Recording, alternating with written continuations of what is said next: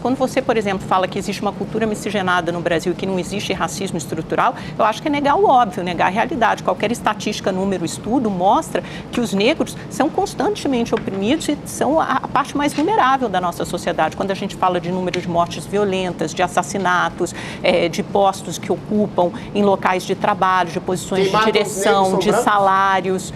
Mas o racismo, não, isso você um minuto, você está encarando de uma forma equivocada o racismo, porque o racismo não é da ótica de quem perpetra aquele crime ou quem perpetra aquele assassinato ou morte violenta, é de quem sofre. Muitas vezes pode ser por negros, porque há muitos negros policiais, porque há muitos negros oprimida por brancos no Brasil.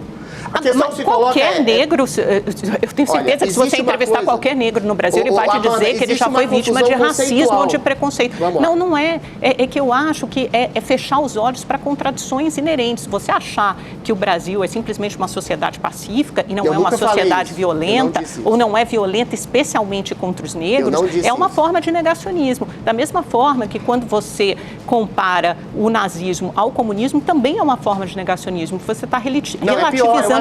Não, você está relativizando. Então, isso é ruim, porque você acabou de falar, eu até anotei na sua frase anterior, você falou, é o genocídio mais cruel da humanidade, quando você fez uma referência ao nazismo. Agora você está falando que o comunismo... Mas aí é pior porque ele não vocaliza a sua crueldade. Você vai usar provavelmente uma conta aritmética. O Holocausto matou 6 milhões de judeus e o comunismo matou 100 milhões. O que é uma conta... a qualificação das mortes. As mortes do comunismo são melhores. Não existe racismo, não existe apologia ao racismo. Você ignora... Você ignora toda a ideologia por trás. Por exemplo, a ideologia do nazismo, do holocausto, da solução final, é você embutir um genocídio como parte daquela ideologia. O comunismo não fala em nenhum momento. Não, o genocídio de qualquer povo que não se coadune, não se ajuste ao sistema opressor ditatorial, que impõe um único sistema de pensamento nas pessoas. Não está escrito, mas está subentendido.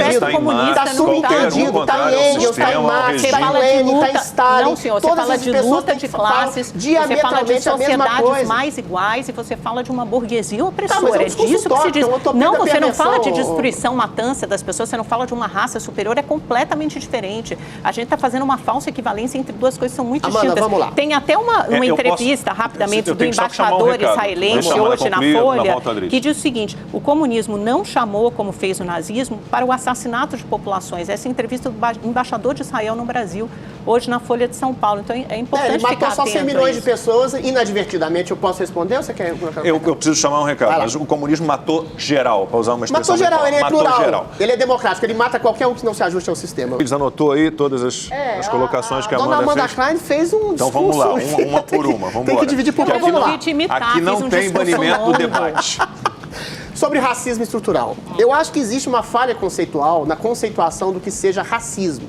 Racismo é você humilhar, você denegrir a imagem, que não é uma palavra racista, você tirar uma pessoa de um lugar, tirar a possibilidade de emprego, você ofender uma pessoa por causa da sua etnia. O que se chama racismo estrutural, eu acho que é equivocadamente, uma coisa que eu percebo como um preconceito socioeconômico. Depois da escravidão, os negros foram jogados à marginalidade, não tiveram apoio do Estado para a educação, para a cultura, para a possibilidade de ascensão econômica, e estão muito identificados com a pobreza no país, infelizmente, nesses últimos 200 anos, desde a abolição da escravatura. Essa pobreza, não que se identifica, mas em última instância é identificada com a possibilidade de marginalidade, que cresce dentro da pobreza numa ínfima parcela, que não dá para culpar toda a marginalidade por causa da pobreza, que é outro discurso falacioso da esquerda. E essa identificação faz com que negros que sejam, que às vezes matem negros, eu estou falando de negros que é um povo miscigenado, até porque no Brasil você identificar quem é negro, quem é branco, eu, por exemplo, tenho uma bisavó negra.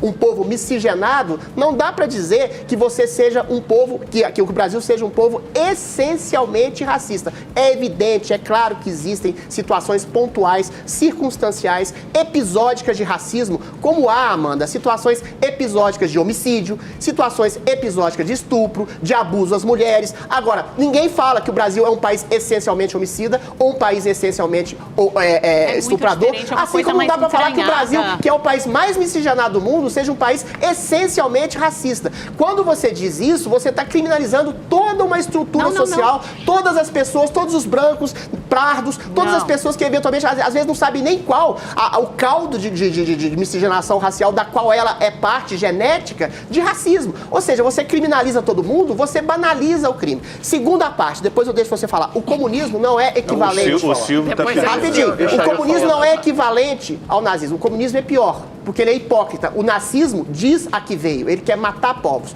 O comunismo, ele mata povos e matou 10 vezes mais do que o nazismo, porque ele se pressupõe como um sistema utópico de igualdade social. Só que, ao momento que ele coloca um partido único, um sistema opressor, de uma ditadura, que você suprime, você estabelece o desaparecimento de pessoas que não se coadunem esse sistema de utopia, você cria toda a possibilidade de opressão que foi criada e foi instalada em todos os governos socialistas ao longo do século XX. Não é perigosa. Quem é comunismo, quem é perigoso é o sistema comunismo que mata pessoas, que elimina pessoas, que persegue e suprime as liberdades individuais em qualquer lugar que seja instalado. Posso pegar desse fio pra gente continuar? Não estou minimizando. Eu estou falando que os dois são opressores e são assassinos. Não, eu acho que assim, você parte de uma série de erros básicos e crassos da história quando você, essa relativização, quando você compara o nazismo e o comunismo, pior. Você diz que o comunismo é pior do que o nazismo. Não, não é porque é hipócrita. É porque você não percebe que você, dessa forma, eu estou absolutizando tanto o comunismo nega quanto o o nazismo. Holocausto e minimiza o Holocausto, De forma que é uma ideologia essa é uma relativização perversa que você está fazendo. Não, é uma ideologia deliberada de morte e eliminação foi uma total de um carnificina, genocida, povo. absolutamente Mas aí você cruel. fala que o comunismo é pior. Não, você vai dizer que 100 milhões de mortos é uma coisa ruim, claro é uma coisa boa? que não, Adriles. Ué, como é que eu tô relativizando? Mas isso não faz parte da ideologia comunista. Você tem querer matar qualquer pessoa é criminoso. A gente está confundindo várias coisas. Não adianta fazer essa confusão entre todos os conceitos. Você tem regimes totalitários, são representados pelo Stalin na antiga União Soviética, pelo nazismo, pelo fascismo, que aliás são de direita. Eu acho engraçado como vocês atacam e criticam todos os regimes de esquerda, que vocês chamam de ditaduras, e alguns são Venezuela e socialista que tenha sido humanitário. Mas você, em nenhum momento aqui, Amanda, você criticou as ditaduras militares. Que tem sido humanista. Um minuto. Você acha maravilhoso, porque você fala, o Lula, ele defende a Venezuela, ele defende Cuba, mas em nenhum momento você dá um passo atrás e diz, bom, e o presidente Bolsonaro enaltece e elogia o tempo todo a ditadura militar. Me fala uma atitude ditatorial do Bolsonaro. Que desapareceu. Me fala uma tortura feita pelo Bolsonaro. Me fala uma medida autoritária do Bolsonaro. Me fala uma tortura feita pelo Lula, então, Adriles.